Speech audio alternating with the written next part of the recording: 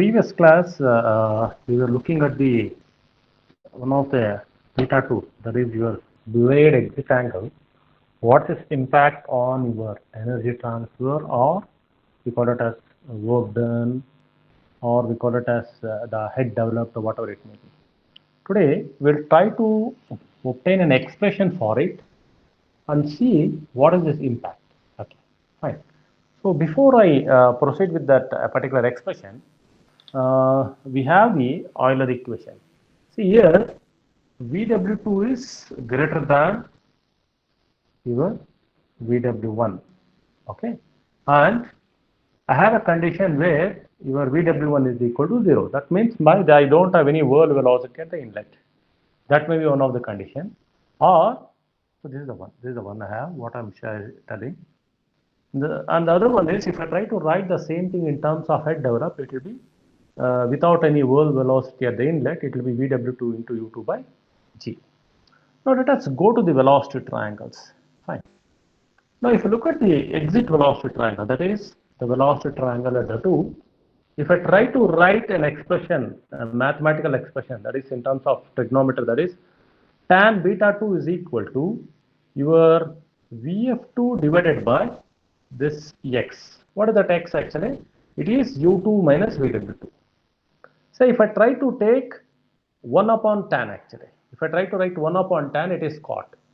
So cot beta 2 will be equal to VF2 divided by that particular, whatever we had x, no, it will be x divided by VF2. I can write in terms of cot angle. So similarly, now what I'm going to do is, now I will try to write it. So from the exit velocity triangle, okay, from the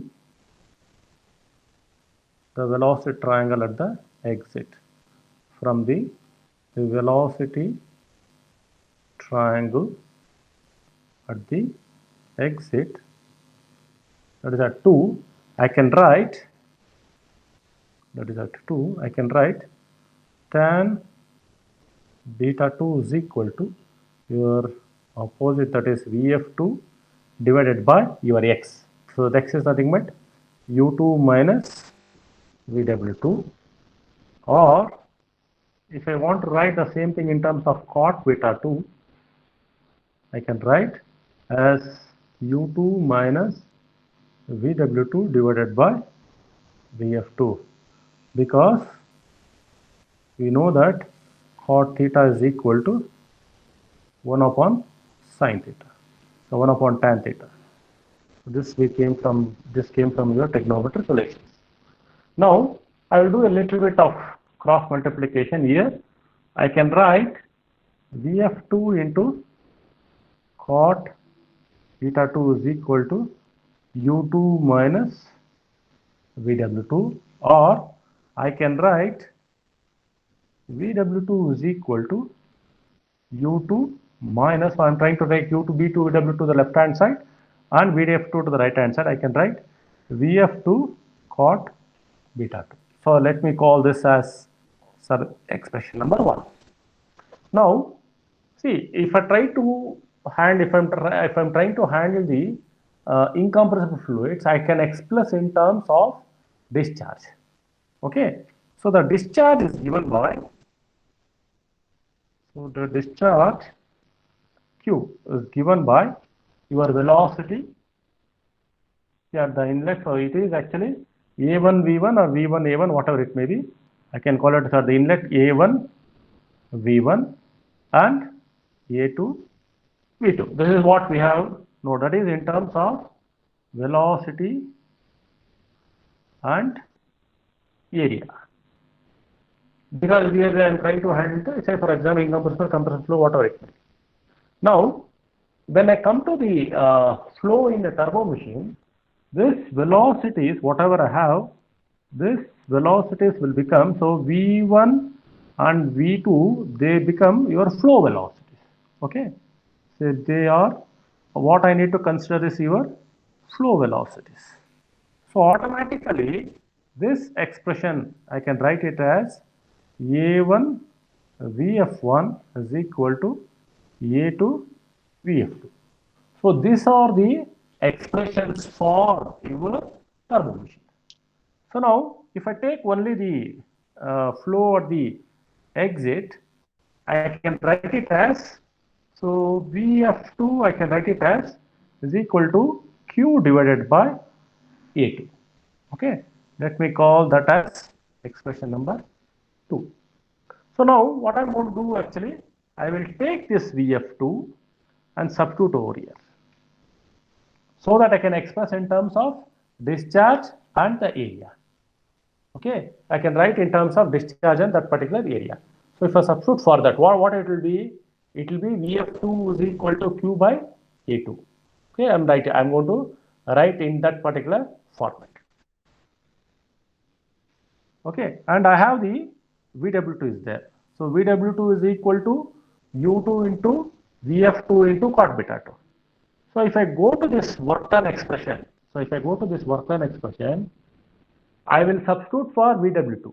So W is equal to VW2 into U2. I can write it as W is equal to your U2 minus Vf2 into cot beta 2 into U2. Okay. Then I will substitute for Vf2. So that substitute for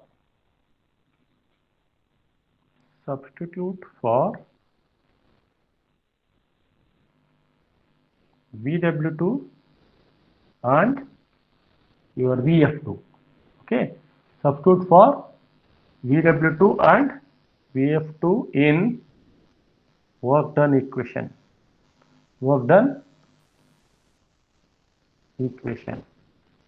So what I am going to get actually, I will substitute for your W. So your W is equal to VW2 into U2. I can write it as W is equal to U2 minus Vf2 into cot beta 2 into U2. Okay. Now if I try to open the bracket, so this will be U2 square minus U2 into Vf2 into cot beta 2. Now substitute for Vf2 here. So what I'm going to get actually, your W is equal to U2 square minus U2 into Q by A2 into cot beta 2. Okay. So this I'm calling it as expression number 3. See, now what is this actually A2? A2, all those things, areas and all, they are all represented with respect to diameters. See, if I any given diameter, see, A2 is directly linked to your diameters, areas or diameters. At any given diameter, and if I'm going to fix the speed and I'm going to have a particular blade angle beta, I'll be able to find the work done. That means you try to look at this expression, work done expression. I have work done on the left hand side. So work done depends on your U2. Okay. But what is your U2? U2 is equal to, if I try to write, U2 is equal to pi D2 N by 60. Your U2 depends on your diameter, your speed. Okay. Now if I'm going to fix a particular diameter, say for example, outer diameter is fixed for 1 meter and the speed is fixed for 3600 RPM or 7800 RPM or 18,000 RPM. And then if I try to fix the beta angle for a given beta 2 angle, so beta 2 is equal to maybe less than 90, so I can call it as 60 degrees or 90 degrees or 120 degrees. So like that, if I try to fix it, I'll be able to get the value for the work for different values of this particular. By fixing diameter or speed or blade angle, the work done is directly related to this. Okay. Now, if I try to write this particular expressions, what I can write actually, I can write in terms of, I can convert it as a straight line equation. How is it? So let me write that. So at any given diameter, d2, that is exit diameter, speed, if I want to fix, and the blade angle beta 2, I can write. So I can write this particular expression as, so if I consider, let C1 is equal to U2 square, that's some constant, C2 is equal to U2 into cot beta 2 by A2. Okay, now for this particular thing, I can write W as C1 minus C2 cube. So what is it actually? This is nothing but an equation of a straight line. Equation of a straight line. Under what condition? See U2. So C1 is nothing but U2 square. So that's a constant. Or if I want, I can write a different form also. Still I can get a constant. What is it actually? So what is it actually? Equation of a straight line is equal to y is equal to a plus bx. Or I can write, few books actually write in a different way. What they will write, say for example, so that is a different form actually. If they take, let C1 is equal to still U2 square, and let me call another constant, some other constant, C3 is equal to U2 q by A2. So then what will happen to your W equation? So your W will be equal to C1 minus C3 cot beta 2. Now, if you try to observe the close, so this is also an equation of a straight line. This is also an equation of a straight line. If you close up both the equations, see, I am trying to build a relationship between W and Q here, and I am trying to build a relationship between for W and beta 2 here. So both the ways I can find it. So for a given value of beta 2, so for varying value of Q, so I can get the value for, see, for the given value of D2 speed and your beta 2, I am trying to build a relationship between your W and Q. Okay, so this usually many people won't do this actually, but still it can be done. I can write a relationship between W and Q as well as W and beta 2. Both can be done. So most of the times they try to relation between, because why this particular thing is done? Because always when I have a compressor or a pump or whatever it may be, any kind of power absorbing machine, what we want is we look at the discharge for a given amount of work done. Okay. Now, so in that case, what we try to do, we'll try to take this expression W is equal to C1 minus C2 into Q. Okay. Now, let us do this small exercise and try to understand what will happen. So now, if I try to plot, see, I have W versus your Q. Let me put a plot.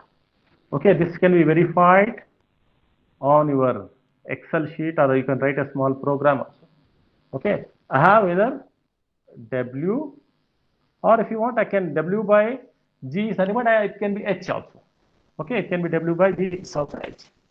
Now, if at any given point, so if I have the discharge on my x-axis, that is no discharge, it is 0.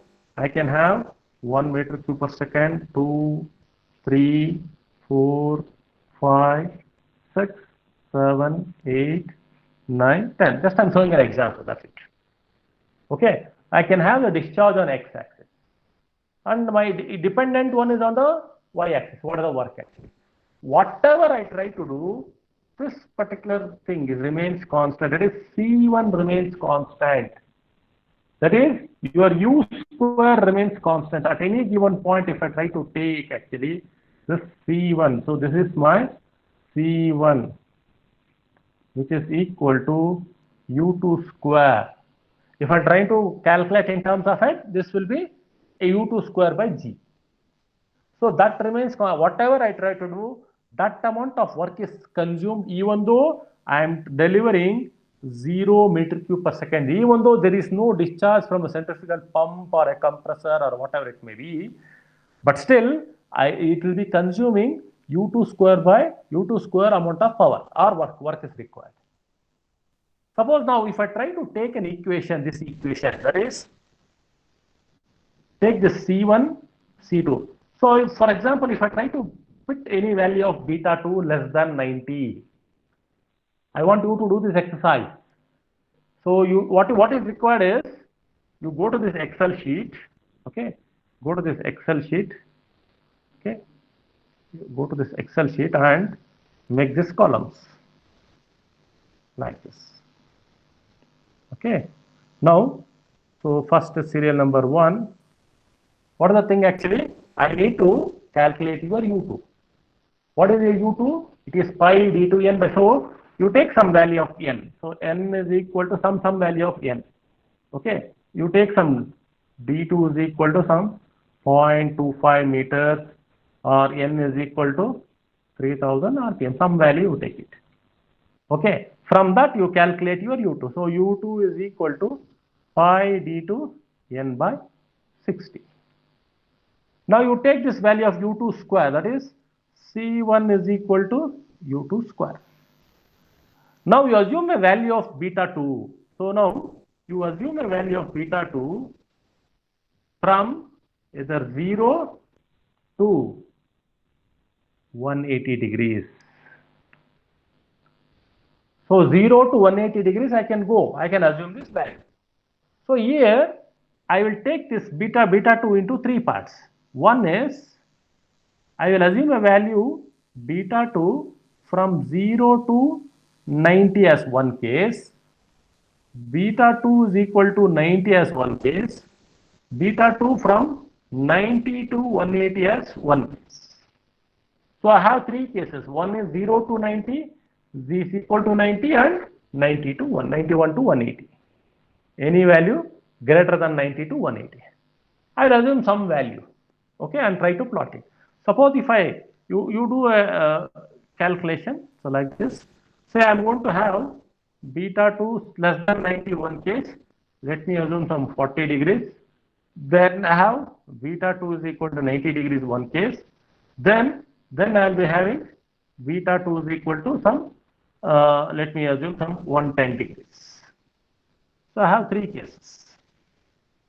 For all these 3 cases, try to calculate C1. What is your C2? C2 is equal to U2 into hot beta 2 by that particular A2. Okay, A2 value. So what is this A2? A2 is the area. Okay. Now, what type of A2 I need to consider? Is it pi d or pi d square? So is it cross-sectional area or is it your circumferential area? So what will happen in case of a radial flow machine? In case of an axial flow machine, it becomes pi d.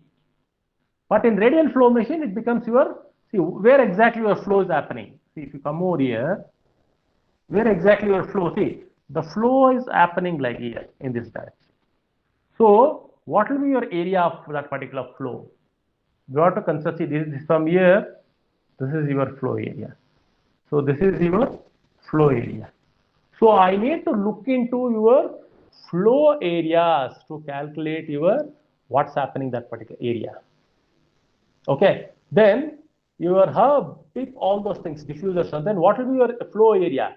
Flow area will be your, say for example, pi, your outer one, that is pi d tip square minus pi d your hub square. That is, so your flow area will be, see, your area of the flow will be pi by 4 into d tip square minus d hub square. So that is the amount of area what it is there. Okay. Now, if it is only, if I am going with only what is d tip, actually it is outer d2. So here the area should be pi d2 square by 4. So it is the cross-sectional area. But in an axial flow machine, what will happen? It will be only circumferential area. So that makes a lot of difference between your centrifugal compressor and your axial flow compressor. Now, what I want you people to do is actually try to build an Excel sheet for this. Try to calculate the C1 and C2. Okay, for different values of, I want you people to take at least three values of beta 2. So one value, say for example, if I try to plot it, so this I want you people to get it. You can get it actually. Okay, say this is beta 2 is equal to 90 degrees, and you will get it actually. If you try to plot it, beta 2 greater than 90 degrees, fine. Beta 2 less than 90 degrees for different values of discharge. For different values of discharge, say for example, Q is equal to 0, then 0.5, then 1, 1.5, 2, 2.5, 3, 3.5. So to get this kind of a plot, you need at least a minimum of 10 to 20 points to get this. So you can do it in an Excel sheet in just, it's a matter of around 15-20 minutes you can do that. Then try to plot this and you will understand that how this work and your discharge are related for a given value of beta 2. Then we will try to comment on it. Why this particular plot is going down and why this plot for beta 2 greater than 90 is going up and why the plot for beta 2 is equal to 90, it is constant. What is your cot 90? If you do it actually, if you see for example, okay, you take 1 upon tan and you do that. So what will happen? Whatever you do, this quantity remains 0 for 90 degrees. That means if I have a radial curved vein, radial that is at the exit, so my work remains the same irrespective of the discharge. Whether I am trying to maybe take away 10 meters per second or 20 meters per second or 5 meters per second, it is so preferably we want the beta 2 should be equal to 90. That's why the radial curved waves are preferred, first preference. Suppose if I don't have, if I'm unable to build beta 2 is equal to radial curved waves, what we'll do, we'll try to have, see, I want to reduce the work, so that is the load, so the work done by the compressor should reduce with an increase in discharge. So either I will go with beta 2 is equal to 90 or beta 2 is less than 90. Very rarely see beta 2 is equal to 90. That is called as forward curved vein. Forward curved is what will happen with an increase in discharge, the work requirement also will increase. I need more amount of work. But beta 2 is equal to less than 90, the work done will increase, work done will drop. So work requirement also will come down. Work absorbed is also come down with an increase on it actually. Either I will go with beta 2 less than 90 or beta 2 is equal to 90. So either of these, so these are the things which are preferred for most of your compressors for work. Okay. Now, if I try to draw the velocity triangle for these conditions, okay, so let us try to do that exercise for at least 3 things. You will understand it. So let us try to draw the corresponding triangles for it, for these 3 conditions. Now, say for example, I have the on the same platform I will try to draw. Okay, I have this on the tip actually. Now, anyhow, your inlet velocity triangle is a simple right angle triangle. Don't worry about it. It's a inlet triangle is a simple. Okay, it's a simple right angle triangle. It will be something like this. Okay, it will be simple like this. It will be simple right angle triangle. So this equal to V1 is equal to Vf1 because my Bw1 is equal to 0. This is my U1 and this is my VR1. Now for different conditions of your blade, I'll try to do it.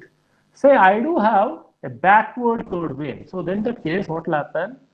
See, your blade will be something like this. This is a backward curved vein. Now, if I have some kind of a radial curved vein, what will happen? Say your exactly it will be 90 degrees. So if it is a forward curved vein, your veins will be forward. It will be forward tilt like this. And what is the direction of the rotation? This is the direction of the rotation. Now what will happen to how your velocity triangle will look like? So if it is a backward curved way, what will happen? Your velocity triangle will look something like this. Okay, your velocity triangle will look something like this. Okay, this will be my velocity triangle. So this is my VR2. Okay, then if I try to draw the velocity triangle, this is how it is actually. If you want, you can cross check this. This is my velocity triangle, will look something like this.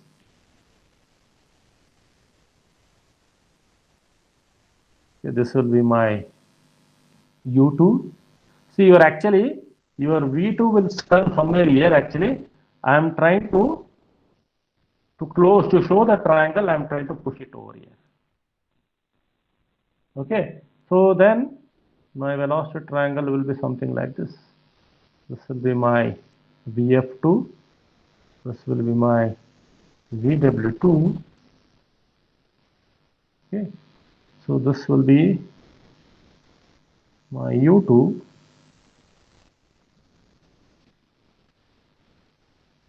So this will be my alpha 2 and beta 2. So what will happen in case of beta 2 is equal to 90 degrees? It's a simple right angle triangle. So your blade angle will be something like this, because I'm trying to get a beta 2 exactly equal to 90 degrees. So this is my it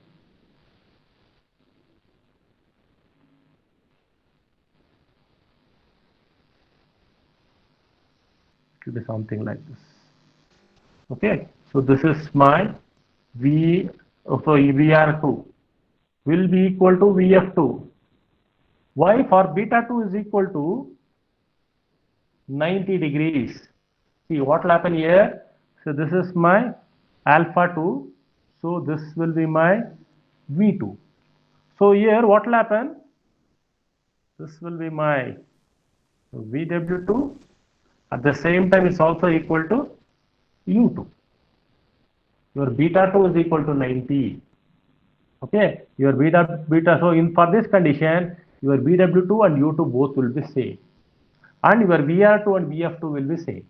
So this is your velocity triangle for a condition beta 2 is equal to 90 degrees. Okay, this is for beta 2 less than 90. This is for beta 2 is equal to 90 degrees. Then for a condition beta 2 greater than 90 degrees, what will happen? See, your triangle will look something like this. See, this is what your VR2 will look like. Okay, because my beta 2 will come somewhere like this. And if I try to draw a triangle for this condition, it will be something like this. Okay, so this will be my triangle. Okay, so this will be your alpha 2. Okay, and if this is my V2 and this will be my VF2, this will be my beta 2. So in this condition, what will happen? See, look at this. If this is my VW2 and this will be my U2. So U2 will be smaller. Your U2 will be a smaller quantity.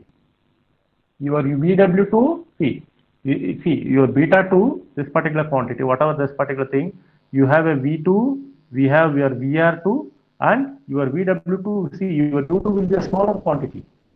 So this will be my U2.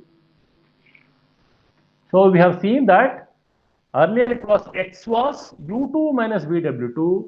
Here for this condition where beta 2 greater than 90, your X, if I call this as X, X is equal to U2 minus VW2. If I call this as Y, the distance, your Y will be VW2 minus U2. So your velocity triangle, what does it indicate? It all indicates the availability of work or how the work is consumed. Okay, now for all these conditions where we have beta 2 less than 90, so depending upon the value of angle, see value of your beta 2, whether beta 2 is less than 90, whether it is 30 degrees or 40 degrees or 50 degrees, I can write the equation. Now if I try to see the same thing, if I try to write it separately, okay, Now if I try to write for this particular condition, that is beta 2 less than 90, I can write something like this. Okay, this is a triangle what we have. We usually try to write and try to analyze it. So this is your triangle what we have written. Okay, this is a triangle what we have written. This is the exit condition. I'm trying to write the exit velocity triangle. So this is my V2, VF2, VR2, and this is my VW2, and this is my U2, and this is my alpha 2, this is my blade angle beta 2. Now for a condition where it is less than 90. So this is for a condition where it is less than 90. So for a condition equal to 90, what it will be? It will be something like this. What we got actually, we got it as, this is the right angle triangle what we got. Okay, this is the right angle triangle. Okay, so this is my your VW2 is equal to U2, because this was my beta 2, this is my alpha 2, this is my V2, this is my VR2 is equal to VF2. Okay, so what is it actually here? VW2 is equal to U2. Now I have a third condition. What is the third condition? Where beta 2 is less than, say beta 2 is greater than 90. So how my triangle will look like? So my triangle will be something like this. So I can draw a triangle like this.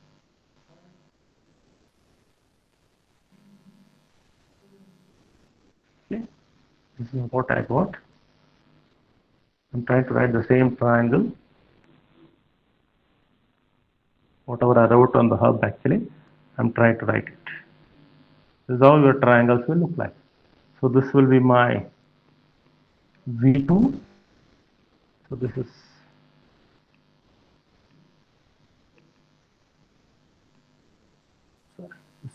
my right angle triangle. This is my right angle triangle. This is greater than 90. Yeah. Okay. This is my beta 2, V2, beta 2. So that this is VR2, VF2. Okay. This will be my U2, and this will be my VW2. This will be my alpha 2. Okay. Now this is a condition for beta 2 less than 90 degrees. This is for beta 2 is equal to 90 degrees. This is for beta 2 greater than 90 degrees. So now let us look at this condition, try to analyze it. If you closely observe here, your VW2 is less than U2 here. For the second condition, it is VW2 is equal to U2, and here VW2 is greater than U2. Now let us try to write the expression for work done. What it is actually, what it is, W is equal to VW2 into U2, fine, for VW1 is equal to 0. For VW1 is equal to 0, this was the expression what we wrote. So here, if I write it here, it is VW2 into U2. So VW2 and U2 both are same. I can write as either W is equal to VW2 square or U2 square. So here it is once again W is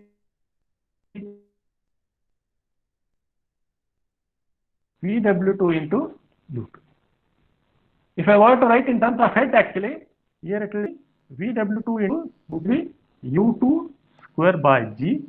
Here also it is VW2 into U2 by G. See, what matters here actually, the values of VW2 and U2. See, I can really see, if you try to plot it, how that particular thing comes, I can easily analyze by looking at this expression here. See, VW2 is less than U2, definitely the work has to go down. So here, in the second case, whatever I try to do, VW2 is equal to U2, it almost remains constant. It remains straight. But for a third condition, where VW2 is increasing, that means I need more amount of work for a given. So U2, for a given U2, my VW2 is increasing like anything. So automatically for a given value of beta 2. So definitely that work has to increase. So I can easily, by looking at this expression, I can make out what is happening, what is increasing, and what is decreasing. So this I can either analyze using your plot or analyze using your expression. Okay. Now, once you have done this, maybe the last part in your centrifugal compressor is, what do you mean by surging and choking in centrifugal compressor? Okay. Surging and choking. Okay. What will happen when the things start surging? What do you mean by surging? Okay. Now, say for example, I have a compressor like this. So I do have, I put some block. Okay. So I have a compressor like this. Okay, this is my compressor. So this compressor will be taking the air from the inlet. Then this compressor, usually you won't go for direct connection. We will usually, what we try to do actually, it will be connected to a tank or something. Okay, it will be connected to a tank. It will be connected to a tank, and then it is controlled by some valve. So I'm going to put a pressure gauge here and try to see. So I'm going to control it. So this is connected to a tank, and from the tank I will connect it to a load. So the load can be anything, whether I can connect it to a compressor, maybe some kind of a device or whatever. This is one kind of an arrangement. Another kind of arrangement is directly, say usually if it is a small compressor, I can connect it to a load. If it's a bigger compressor, what we try to do, usually we'll try to take it to a tank, build up the pressure and try to do it. So what do you mean by surging? See, two things. See, what is the purpose of this valve here? See, valve is to, see, valve, so what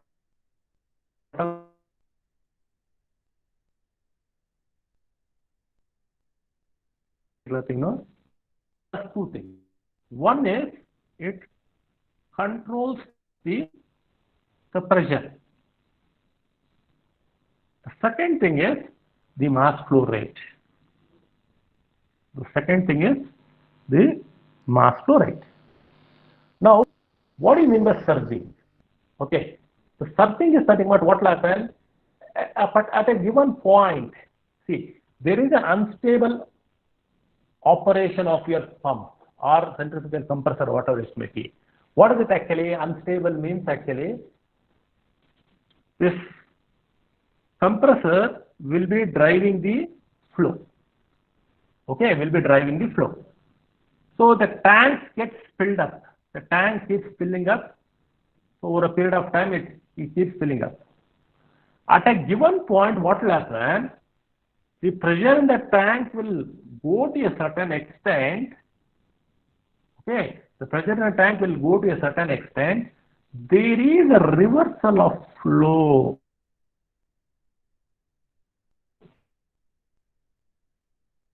This was supposed to go in this particular direction. Okay, so it is something, but it's a unsteady phenomena. It doesn't happen every time. Maybe some kind of a periodic. And there is a reversal of the flow through the compressor. What will happen whenever there is a reversal of the flow? This will lead to a less mass flow rate. Okay, so what will happen when there is a reversal flow? It has to operate at a less mass flow rate. Okay, when there is a less mass flow rate at a given condition. What is it actually? If I try to show it on a pressure ratio versus mass flow rate curve. So let me draw that and show you. So usually what will happen? So I do have something like this. you have a pressure ratio on y-axis and your discharge or mass flow rate on x-axis. Let me call this as pressure ratio. So usually what we try to do is actually we try to have some kind of a minimum mass flow rate, and there is something like a maximum mass flow rate. Your pump has to work, it has to operate at one particular speed, and I'm going to fix the speed. Say speed is equal to 3000 RPM. So if I try to get a some kind of a performance curve for a 3000 RPM, the curve will look something like this. Okay, the curve will look something like this. This is for some speed, I call it as N1. So this N1 is, if I try to take some other speed, N2, my performance curve, if it is a lower RPM, my performance curve will do something like this. If I take some other speed, that is N3, my performance curve will look something like this. Okay, this is my speed N3.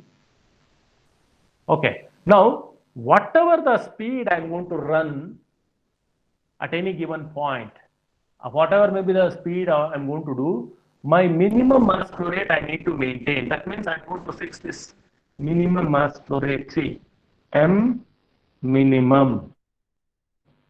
And there is an upper limit also. See, upper limit it can be, see pressure ratio. So I have to want to start with 0 and I will go up actually like this. That means if pressure ratio is 0 means I can't have a maximum mass flow. That maybe it becomes a theoretical. So some practical mass flow rate also should be I'm going to fix. That is called as M max. Okay, at any given point, say if I try to fix this minimum mass flow rate like this. Okay, this is my minimum mass flow rate, and I have the maximum mass flow rate. These are the points fixed for at any given speed. So this is what I'm fixed for N1. So like this I can have for M2. I can have for N3. For a given speed, I can have this minimum mass flow. So if the pump is operating at, or the compressor is operating at that particular speed, there is a minimum mass flow and there is a maximum. So this becomes my stable operating condition. Stable operating condition. At any given point, if it goes below this point, what will happen? You can see there is a drop in the pressure. Okay, even at any given point to the right hand side also it is. So what will happen even though there is a drop in the pressure? So what will happen if an increase in mass flow rate, I have different one key condition. So if I try to call this as point A pressure ratio with no discharge, fine. This is the maximum. So pressure ratio what I can reach. So this is my, I call this as maximum pressure ratio. Okay, then I can have n number of points like this: C, D, E, F, G, H, and this is my J, I or whatever it may be. So I have n number of points. So all the C, D, E, F, G, H, J, they are all called as operating points. So they are called as operating points. They are all called as operating points. Fine. Now, so you have a minimum point at any given point, at any given speed. If the mass flow rate flows or if it goes below a desired value, so goes below a desired value, this is called as surging. Okay, we call that as surging point. At any given point, what will happen? The pressure will fall below because your mass flow rate requirement has gone below it. So this is surging, or which is unstable phenomena. At the other end, actually, at point J, what I have actually, I have a maximum flow. That means it is the maximum mass flow rate, and it is called as choking point. I can't go beyond that actually. So that is a maximum, that is a given pressure ratio. I can have maximum. So theoretically it can go to zero. See here, I can reach a point. This is theoretical. So it is a theoretical, but practically you can go to a particular point that is your maximum. Okay, the theory, see, that is the maximum mass flow rate when the pressure ratio is, so that means it is not doing any compression. See, that means, to be very frank, this is the point. See, if I try to draw a line, this is the point. That's the point. There is no, see, the pressure ratio is almost like that particular point, it has reached unity or something. Okay, when the compressibility, when the compressor is working at maximum mass flow rate, it can't deliver more than that. It is called choke. I can't give more mass flow rate. So the maximum mass flow rate possible in a compressor is known as choking flow. Okay, at the moment if the mass flow rate falls below a particular point, it is called as unstable surging point. So both are unstable points. See, both surging, see, both surging and choking are instability points.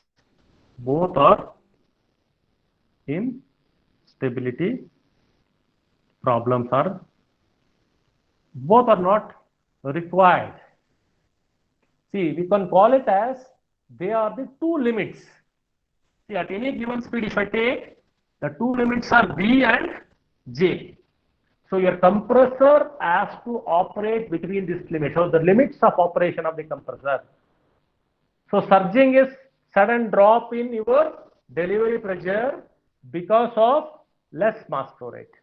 On other side, maybe I say I can't have mass flow rate more than that. If I try to have more than that, what will happen? Your pressure ratio will drop. So both are unstable points, which is not preferred in any kind of a compressor. So what we try to do actually, how they mitigate it actually? So they mitigate it by, see, if you take these curves actually, these curves have maximum points. Take. If I take any of these curves, let me show that. Okay. So I have a, see, your pressure ratio by mass flow rate. So usually what we try to do actually, 1, 2, these are for the speeds. Okay, each thing has a maximum point. Look at this. Okay, what are those maximum points? Those are surge points. So this is for a speed n1, this is for a speed n2, this is for a speed n3. What they try to do actually, if I try to join this line, if I try to join this line, okay, what is it actually? That is the point. See, along this line, there is a reversal of flow. See, along this line, there is a potential for reversal of flow. Okay, and this is called as surge line. And this point is called as surge point. If I call this as A, B, C. The surge points are A, B, and C. A line joining the surge points for different operating speeds. This is your surge line. And anything to the left side of it actually, it's not preferred. At any given point, or at any given compressor, whatever. So we try to take this particular performance characteristics of any kind of a compressor or a pump. We try to look at it. What is my surge line, or what is my pressure ratio at which this particular surge point may occur?